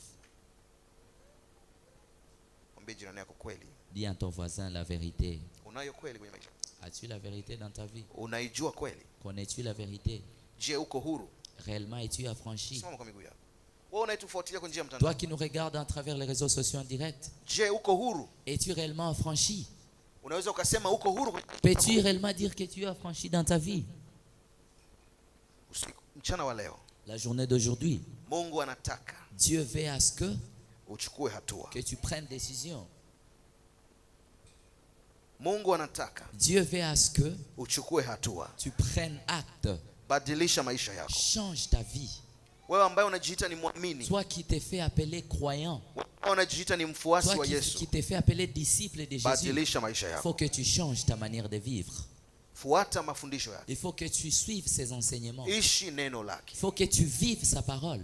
Ndipo utapata matokeo. C'est en ce moment-là que tu trouveras des Na ndipo résultats utakuwa tofauti positifs. na watu C'est wengine. à ce moment-là que tu seras différent de ces gens de ce monde. Haleluya. Amen. Wewe ambaye huna Kristo kwenye Toi maisha qui n'as yako, pas Christ dans ta vie, ya kupasa ufanye il maamuzi te faut prendre une décision sereine ya kumpokea Kristo. de recevoir Yeye Christ. ndiye njia. C'est celui-là le chemin. Hauwezi kufika kwa Baba Tu Mungu, n'arriveras pas chez le lazima Père upitie sans kwake. passer par Christ. Hauwezi kuijua kweli, Tu ne connaîtras pas la vérité. hauwezi kuwa huru, Tu ne seras pas affranchi. hauwezi kuwekwa huru Tu ne seras pas affranchi pasipo yeye. sans Christ. Yeye ndiye mwenye C'est mamlaka celui yote, qui a l'autorité. na hiyo mamlaka Et cette autorité, ataiachia kwako il le fera déposer sur na toi. itatenda kazi kwako, Et ça agira sur toi. endapo utakuwa mwanafunzi C'est wake, seulement quand tu seras disciple. endapo utakuwa mfuasi Ce wake, sera quand tu seras son disciple. endapo utatembea C'est selon quand tu marcheras, katika njia zake, selon ses voies. ndipo utaona C'est matokeo. à ce moment-là que tu verras des Maisha résultats. yako yote Ta yatabadilika, vie sera réellement transformée. changamoto zako zote Les zitakwisha, circonstances vont passer kwa sababu amekupa mamlaka. parce qu'il t'a donné l'autorité. Lolote utakalolifunga Tout ce que tu feras, tout ce que tu vas faire hapa duniani sur terre litafungwa sera kwake, fermé. na lolote utakalolifungua Et vivyo tout ce hivyo. que tu ouvriras, Haleluya. amen. Ni upendo wa aina gani huu? Quel genre d'amour est-il? Ni upendo wa namna gani Que l'amour ambao Kristo ameufungua kwetu? que Christ a ouvert. Ametupa nafasi Christ nous a donné la place ya kuitwa wana wa Mungu, d'être appelés enfants de Dieu, kututoa kwenye utumwa, de nous faire quitter de l'emprise, kutupa haki yake, de nous donner son ili tuwe droit, watu wa matokeo, afin que nous ayons des ili résultats, tuwe na uzima, afin que nous ayons la vie, tuwe na uzima tele. que nous ayons une vie Ni complète, upendo wa une pekee vie en abondance. Quel amour est-il? ya kupasa uchukue Il hatua, te faut prendre décision. ya kupasa uchukue Il hatua. te faut faire acte, prendre Mwamini acte Kristo, de croire à Christ. ishi maisha sawa sawa na mafundisho vis yake. une vie sereine selon ses Wewe enseignements. utakuwa mfuasi Réellement, tu seras disciple, kweli kweli. un vrai disciple. Wewe utakuwa mwana wa Mungu Réellement, tu seras enfant de Dieu, kweli kweli. un vrai enfant de Dieu. Utakuwa na matokeo Tu auras des résultats kwenye positifs kila eneo la maisha sur yako. tout endroit de ta vie. Hautahangaika na mambo ya Tu ne peux kazi, pas souffrir. hautahangaika na mambo ya uchumi, Tu ya ne peux biashara, pas pleurer kwa après sababu quelque unayo chose, mamlaka. parce que tu as l'autorité. Listen, ngoja nikuonyeshe kitu kidogo. Écoute, je vais te faire Watu montrer wa quelque chose. ulimwengu Les gens de ce monde, wanaijua hiyo siri ils savent ce secret. kwamba pasipo nguvu na mamlaka Que ulimwengu wa sans roho l'autorité dans le monde spirituel, hauwezi kufanikiwa. ils peuvent rien faire. Ndio maana wanafanya C'est pour uchawi, cela ils font la ndio sorcellerie. maana wanaenda kwenye hayo C'est pour cela maokotism, qu'ils vont, c'est leur madhabahu za occultisme. kishetani, Sur tout ce qu'ils font comme wanaenda wanatoa sadaka hôtel zao, de diable, ils offrent. wanaishi sawa sawa na mafundisho Ils yao, vivent selon leur enseignement. wanafanya mafundisho yale, Ils font ce qu'on leur donne. wanayatenda, Ils wanayaamini agissent selon leur foi. kwenye kazi zao, Sur tout ce qu'ils kwenye font. biashara zao, Dans leurs affaires. kwenye mahusiano yao, Sur leurs relations. wanayaishi hayo mambo. Ils vivent ces histoires. Unafikiri ni show? Tu crois que ce sont Unafikiri de la wanapenda? plaisanterie? Tu crois Ni, qu'ils aiment? ni masharti Ce sont des exigences ya kupata matokeo, d'avoir des résultats. ndio maana wanafanya hivyo.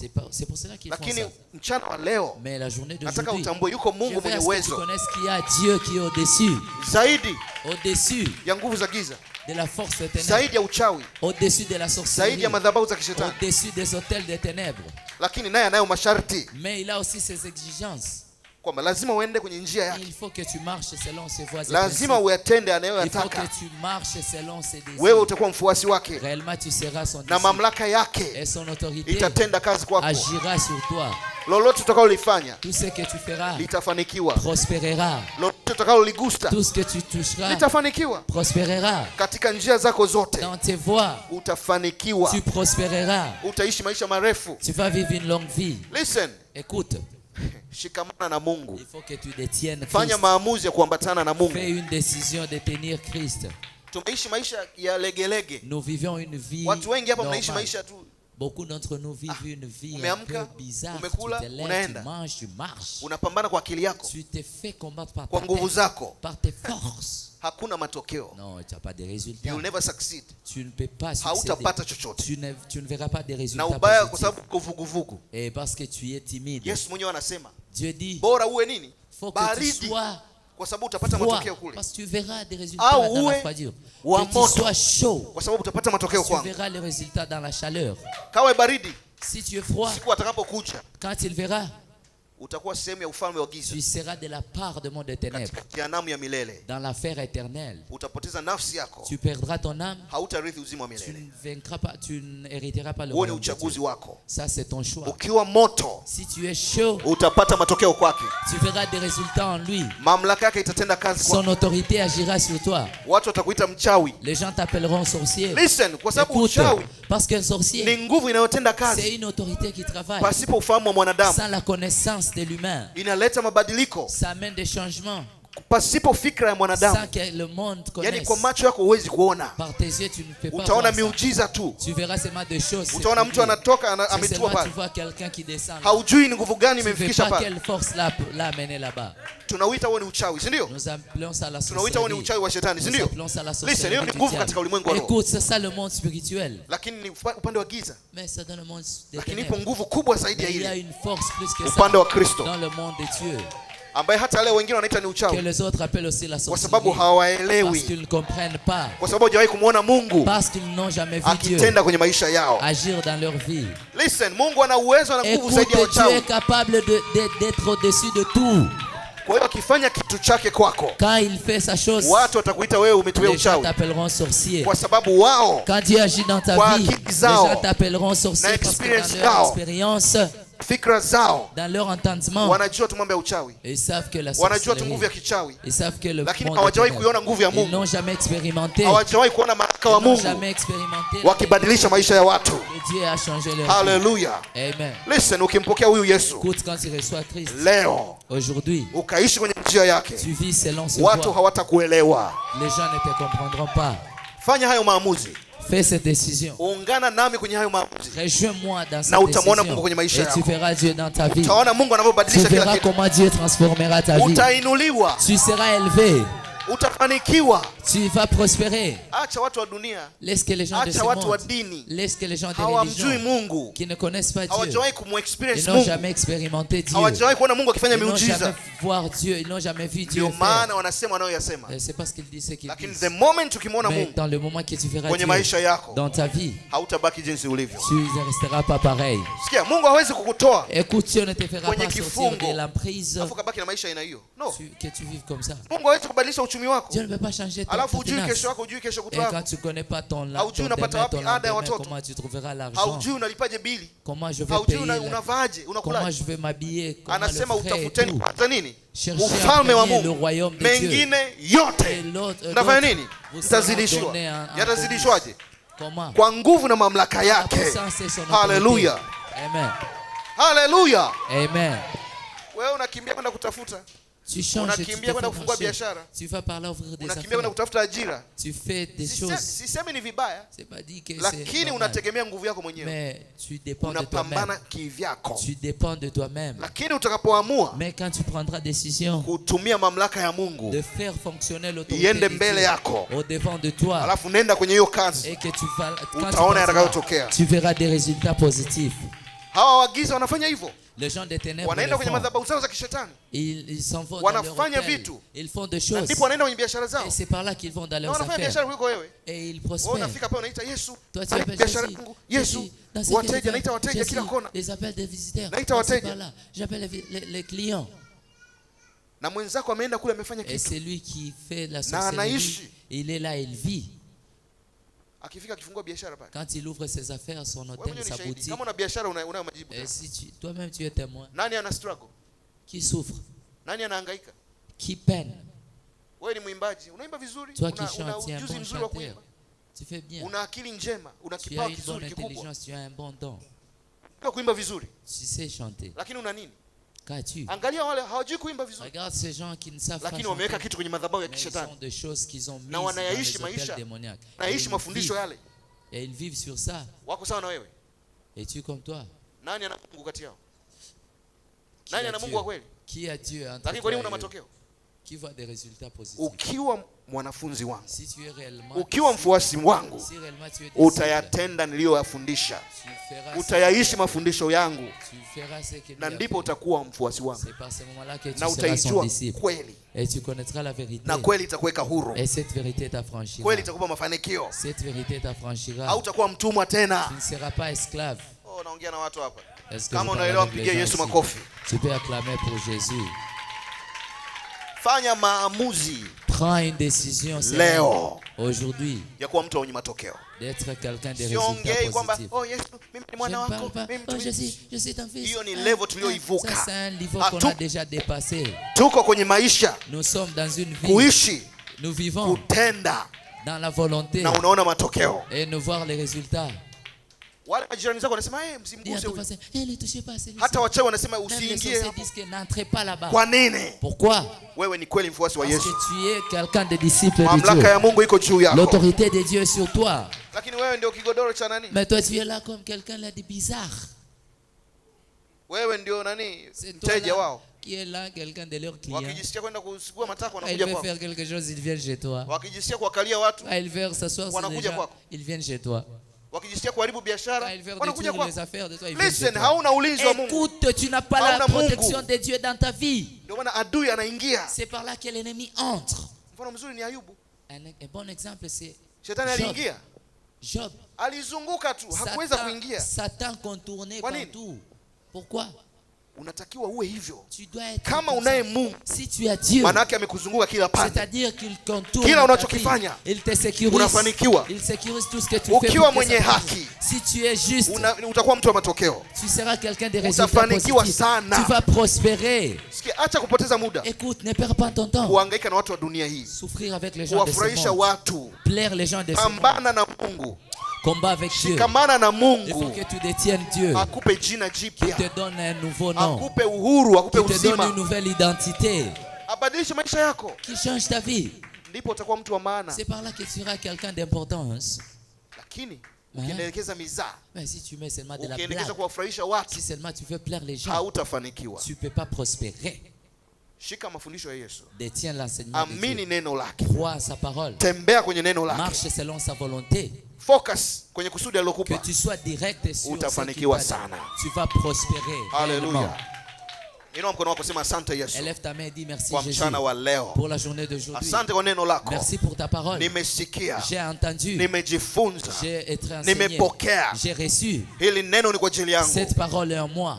Ninalipokea Je reçois cette parole. na ninaahidi Et je promets. na ninajicommit Et je me suis kwamba mis d'accord nitaishi, que je vivrai. kwamba nitatenda Que je vais marcher sawa sawa selon na ta unavyoelekeza. volonté. Bwana Yesu, Seigneur Jésus, ninaomba unisamehe je veux à ce que tu me kwa pardonnes udhaifu wangu, de toutes sortes de faiblesses. unisamehe Pardonne-moi kwa kutokuwa mwishi de ne pas kwa être kutokuwa fidèle, mtendaji de ne pas être wa fidèle neno à ta lako. parole. Nimeishi miaka mingi, J'ai vécu longtemps, nimefanya mambo j'ai mengi, longtemps vécu et fait lakini des nilikuwa choses, nje mais en ya dehors kusudi de lako. ta volonté. Sikuishi, Oh, j'ai pas vécu, sikuenenda j'ai pas marché sawa sawa na neno selon ta lako. volonté. Ninaomba Je unisamehe, veux à ce que tu me pardonnes. ninaomba unirehemu, Je veux à ce que tu me nipe pardonnes. mwanzo mpya, Donne-moi un bon nipe commencement. mwanzo mpya, Donne-moi un nouveau début. niijue Que kweli, je connaisse la vérité. niijue Que kweli je connaisse la ambayo ni vérité. wewe Kristo, Qui est toi, Christ. kwamba ulikuja Que tu es venu kuwaweka huru sur terre pour nous affranchir. waliofungwa Nous qui na étions vifungo dans la vya dhambi. captivité du péché. Nimekuamini wewe, Je crois en toi. ninataka matokeo Je veux le kwenye résultat maisha positif yangu. dans ma vie. Nimekufuata Je wewe te suis toi. ili Afin nisiaibike. que je n'aie pas Mimi ni la mwana wa honte. Mungu, Je suis enfant de Dieu. mimi ni mwana wa Je Mungu, suis enfant de Dieu. ninayo mamlaka J'ai l'autorité ya kupata de matokeo transformer la vie kwenye maisha dans yangu. ma vie. Asante Yesu Merci Jésus kwa upendo wako. pour ton amour. Asante Yesu Merci Jésus kwa kunipa nafasi de nyingine. m'avoir donné une autre Asante place, une Yesu autre kwa opportunité, kuniokoa. de m'avoir sauvé. Piga makofi kwa Yesu. Acclame pour Jésus. Haleluya. Mshukuru Bwana kwa kinywa chako. Acclame Jésus. Kwa maneno yako mwenyewe mwambie Mungu Remercie nakushukuru Dieu kwa par ta mchana wa propre leo. bouche. Asante kwa fundisho hili. Merci pour cet Asante kwa enseignement. neno hili. Merci pour cette parole. Ninafanya maamuzi Je prends la ya décision kubadilika. de changer. Sitakuwa mtu wa kawaida. Je ne serai pas quelqu'un de Sitakuwa mtu wa normal. kawaida. Je ne serai pas quelqu'un Mimi de ni mwana normal. wako. Je suis enfant de Umenipa Dieu. mamlaka yako. Tu m'as donné ton Ninakwenda autorité. kutumia mamlaka Je hiyo veux marcher selon kupata ta volonté, matokeo afin de kwenye trouver maisha des yangu. résultats positifs Ninakwenda dans ma kutumia vie. mamlaka hiyo Je kuwa veux marcher nuru, sur cette volonté, kuwa d'être chumvi lumière et juu ya sel uso wa nchi. sur cette terre. Watu watakaponitazama Quand les gens me verront, watakuona wewe. ils verront vraiment Watu Dieu. watakaponitazama, Quand ils me verront, watu watakaponionja, quand ils vont goûter à moi, watakuona ils wewe. verront Dieu. Watu watakaponitazama Quand ils vont me na revoir, kunifuata, et quand ils vont me suivre, watakuona wewe. ils te verront. Kwa jina la Yesu Au nom de Jésus, ninapokea je reçois mamlaka hiyo. l'autorité Kwa de Dieu. jina la Yesu Au nom de Jésus, ninapokea je nguvu, reçois la force, ninapokea je uweza reçois la wa kuwa puissance mfuasi de wa devenir kuwa un mwamini bon disciple, un na bon kuyaishi fidèle, maisha et de vivre ya une vie kukupendeza we qui Yesu. plaît à Dieu. Inua sauti yako mwambie Élève Bwana, ta voix et prie à Dieu.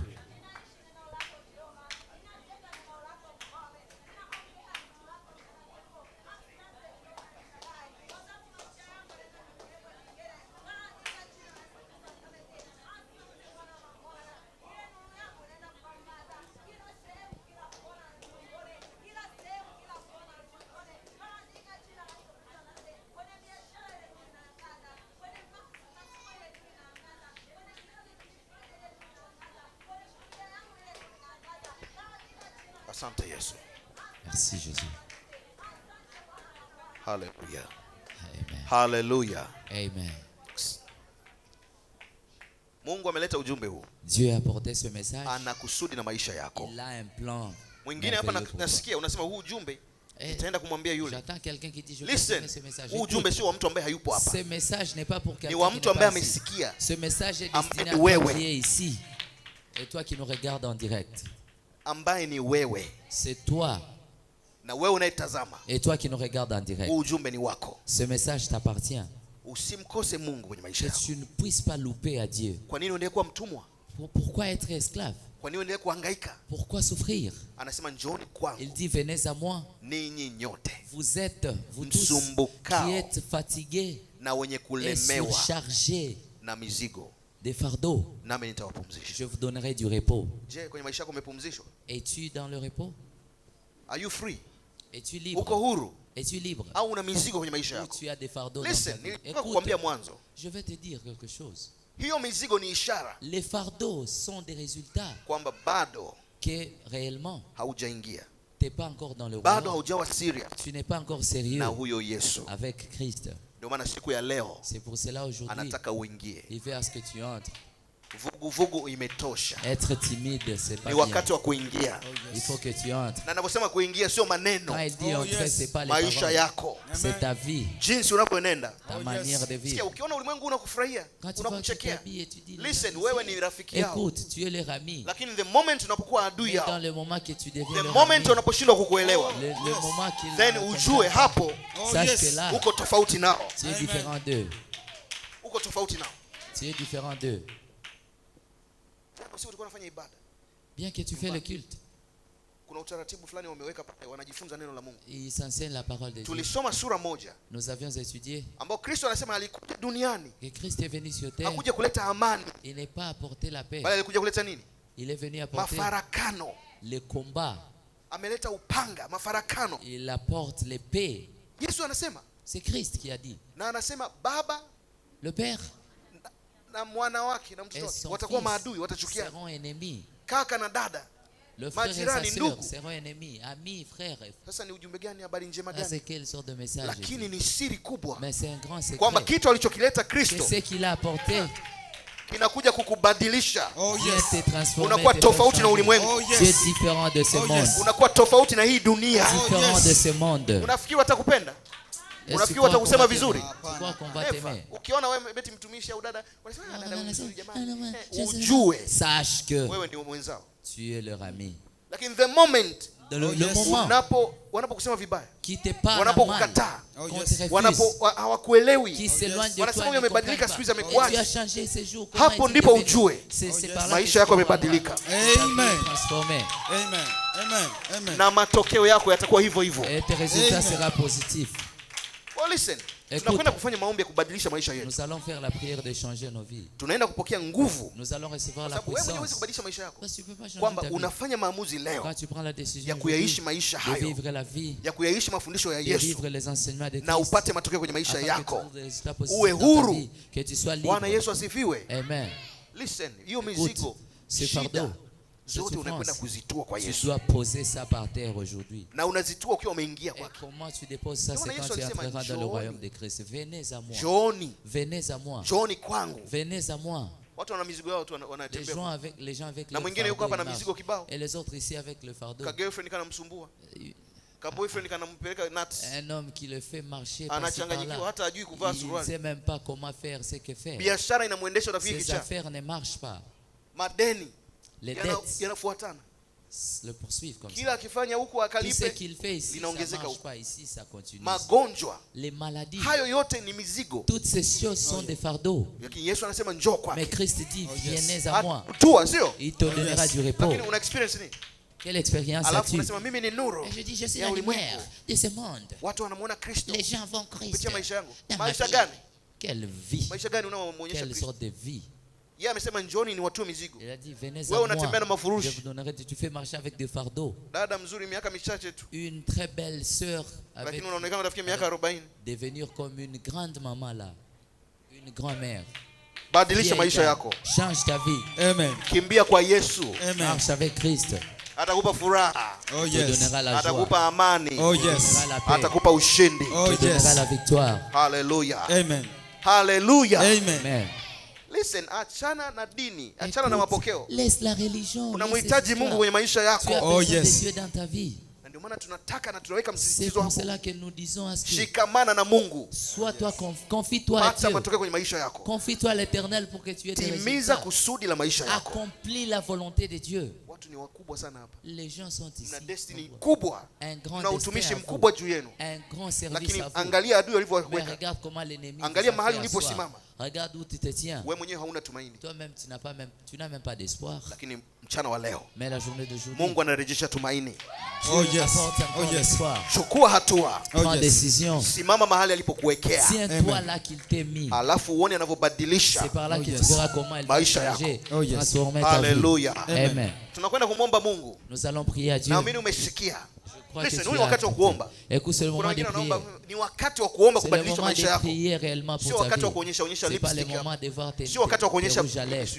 ni wakati wa C'est kazi. le moment de Oh, yes. travailler. Unabadilisha maisha yako, Transforme ta vie. Listen, niliwaambia wale wakienda kwenye ulimwengu wao Écoute, je vous kule, dis, les gens qui vont dans Kwenye leur monde ufalme là-bas, wao. dans leur monde royaume, anaonyesha nani? Nails. il montre ses ongles. Anaonyesha nails. Est-ce qu'il montre ses ongles? Anaonyesha nini? Qu'est-ce qu'il montre? Ses cheveux. Brazilian human Ses hair. cheveux de la Brésil. Anaonyesha kope. Est-ce qu'il montre ses Anaweza paupières? kubandika. Unaambiwa paka masizi. Oh, mets-toi de la poussière. Ndio njia ya kule. C'est ça le chemin. Atasema oh Oh, nimepaka moi, makeup gani? Si je David mets Beckham, si vraiment naita- de la beauté des si nini, mascaras mwenyewe, et si tout. nani? Je ne sais pas, moi, oh, et si, nimevaa voilà, high heels, je nimesimama vais, muda mrefu. je fais Ngoja des niketi histoires. kwanza Oh, nipumzishe je vais miguu. m'asseoir comme ça. Wanafanya hivyo. Est-ce qu'ils font ça? Ukiambiwa wakati wa On kukimbia leur kwenye dit, pipa la il masizi, faut que tu marches dans le taux de la poussière. high heels pembeni, Et tu mets tes étages unawahi kwenye là-bas. pipa la masizi, Tu vas là-bas. unajipaka kama injo nini naita, Tu si te makeup fais foundation. maquiller de mascara. Ukiambiwa ni wakati wa Quand kutembea on te uchi, dit, c'est le moment de marcher nu. Tu es là Unauliza? tout nu. Est-ce que tu demandes? unasema hapa Ah, wako j'ai dit, wako au moins, wako ils sont wazee, ici, les heshima. gens, les Unavua villas, unaweka tu pembeni. te déshabilles, tu marches là étant nu. Ni wakati wa kusujudu. C'est le Unasujudu. temps d'adorer. Ni Tu wakati wa adores. kuingia C'est le moment d'entrer majini. dans l'eau. Wanaenda wanaingia. Tu entres Ni dans wakati wa l'eau. kunywa damu. C'est le moment de boire du sang. Wanakunywa. Tu bois du sang. Lazima wayaishi wayafanye Il faut kila qu'ils yanayotakiwa. vivent ce qu'ils Ili ont ile mis nguvu itende kazi kwenye maisha pour yao. que leur force, pour que cette Lazima watoe puissance agisse. makafara. Il faut qu'ils sacrifient. Wanaimba kalai kwenye makaburi On kule. leur dit, allez dormir sur Wanafanya des vitu vya tombeaux, ajabu na wanafanya. dans des cimetières. Wewe Mungu Ils le anataka ufanye font. kitu gani? Yaani watu Mais si toi, kama qu'est-ce que tu tunaelewa. fais? Comment tu es, toi? Unashindwa kufuata njia ya Mungu, Tu ne peux maelekezo pas ya Yesu. suivre le chemin de Dieu. Kuwa na upendo, ishi na Avoir amani. l'amour. Mtolee Mungu. Offrir à Dieu. Uwe mtu wa sala. Être quelqu'un de Tafute prière. Mungu. Chercher Dieu. Wabariki watu. Bénir les gens. Vitu rahisi. Des choses simples. Yeye anasema atakubariki zaidi. Lui Dieu qui te Ya ule bénira ufalme. abondamment. Na Plus que ce mafanikio haya royaume. ni ya kwako, yanadumu. Et cette Yale bénédiction est à toi. hayadumu. Est-ce que ça dure Yanapeleka longtemps? Ça ne uangamivu. dure pas pour longtemps. Sasa tunaambia tu ni wakati wa kuomba. C'est Ona le watu. moment de prier. Les gens, ils se lavent comme ça. Yaani ndio wakati anaona kumbe kiatu changu Ils kinavuka. disent, ah, ma chaussure comme ça. Wakati wote tu kwenye ibada hapa alikuwa Tout hajaona le kiatu moment dans kinavuka. lequel tu ne voyais pas sa chaussure étant bizarre.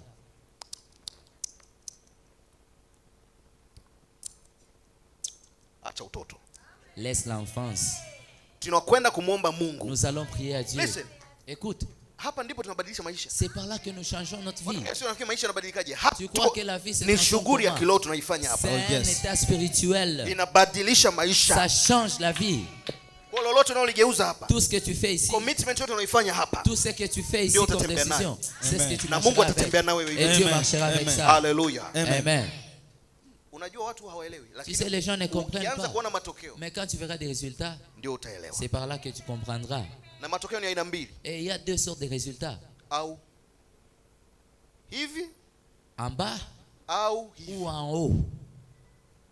Yote ni mikononi mwako. Et tout entre tes Na mains. wakati wameweka mbele yako, C'est le moment chagua, que tu dois prendre des décisions. fanya maamuzi. Choisis, Amen. fais Wewe ambaye le choix. unatufuatilia tunakwenda Et kumwomba toi qui nous Mungu. regardes en Omba direct, kama ambavyo hujawahi kumwomba prie Mungu. comme tu n'as jamais Mwambie prié. Mungu leo, Dis à Dieu aujourd'hui, ninaingia agano na wewe. j'entre en Ninafuatana relation na avec toi. wewe. J'entre en alliance avec Ninatembea na toi. wewe. Je marche avec Kila toi. ninalolifanya Tout ce que je fais, ninapata matokeo. que je trouve des Mizigo yote résultats. niliyoibeba Tous les fardeaux que j'ai, ninaitua hapa. je fais ça Ninaenda descendre. bila mzigo. Je descends ça, Ninapokea je marche sans uzima. fardeau. Oh, yes. Je Ninapokea reçois la vie. amani. Oh, Je yes. reçois la paix. Inua sauti yako, mwambie Mungu Élève wako ta voix et sasa. prie à Dieu.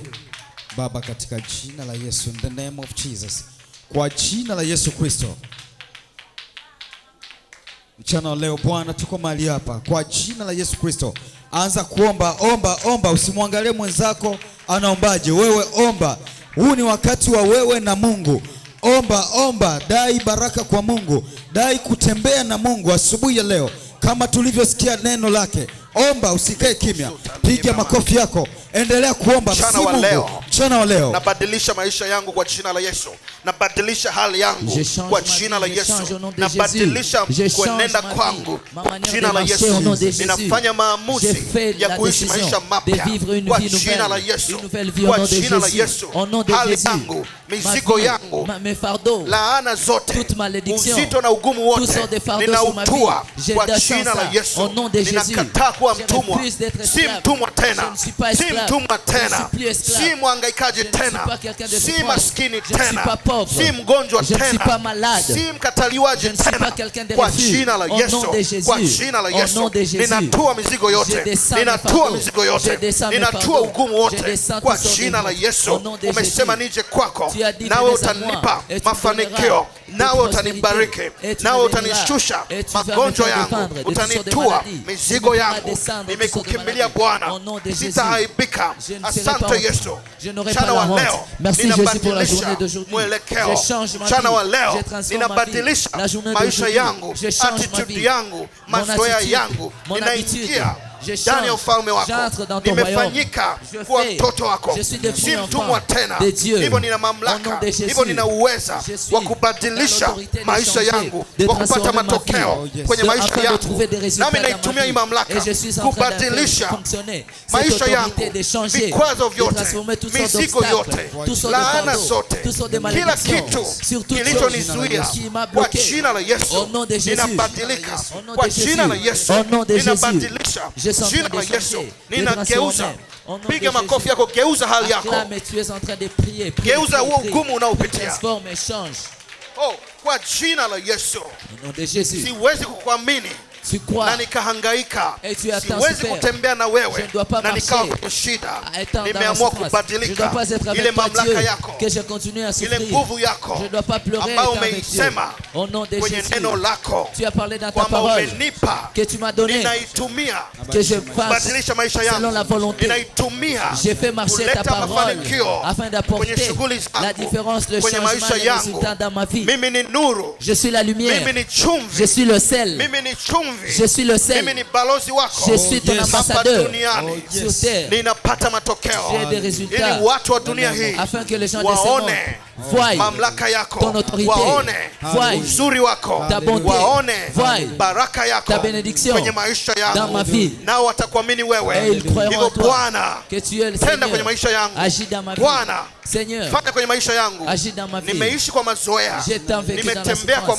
mazoea, J'ai tant vécu dans la nimekuwa souffrance. vuguvugu, J'ai tant vécu dans la timidité. sijatenda J'ai pas marché inavyopaswa, selon ta volonté. lakini mchana wa Mais leo aujourd'hui, ninafanya maamuzi je prends la ya décision kutenda, de marcher. ninafanya maamuzi Je prends la ya kuwa décision moto, d'être ninafanya maamuzi chaleur. ya kuambatana Je na prends la wewe décision de marcher ili avec maisha toi. yangu Vivre ma yawe vie na matokeo, dans la ili volonté maisha de Christ. yangu Ma vie yawe na matokeo soit une vie kwa petite. jina la Yesu, Au nom de kwa Jésus. jina la Au Yesu, nom de Jésus. katika jina la Yesu Dans la Kristo, volonté du nom de Jésus. mfalme wa wafalme, Le roi des rois. tawala maisha yangu, Règne dans ma vie. tawala maisha yangu. Règne dans ma vie. Neno lako Que ta parole linasema dise nisihangaike que je ne dois pas nitakula souffrir. nini, Je ne dois pas errer. nitakunywa nini, Ça et là. bali jambo Pour la manger, muhimu, m'habiller. kipaumbele Mais la parole ni que je dois kupata mettre dans mon ufalme, corps, c'est d'avoir le ni royaume. kuingia ndani ya Entrer ufalme. dans le royaume. Mengine yote Toute autre chose. Mais c'est nitazidishiwa. mon nez. Chochote nitakachokigusa Tout ce dont je toucherai kitafanikiwa. va prospérer. Chochote nitakachokifanya Tout ce que je toucherai nitakachokipanga aura de prospérité. kinatukia Aura de kwa prospérité. jina la Au Yesu. nom de Jésus. Wewe ambao una maono, una ndoto Toi qui as des ya rêves et des kufikia projets chochote kwenye maisha yako, d'arriver quelque ni part dans la wakati vie. wako C'est le wa moment de kufanya prier, maagano, de faire ni des wakati décisions. wako C'est ton wa moment kuweka mkakati, de faire des ni projets, wakati des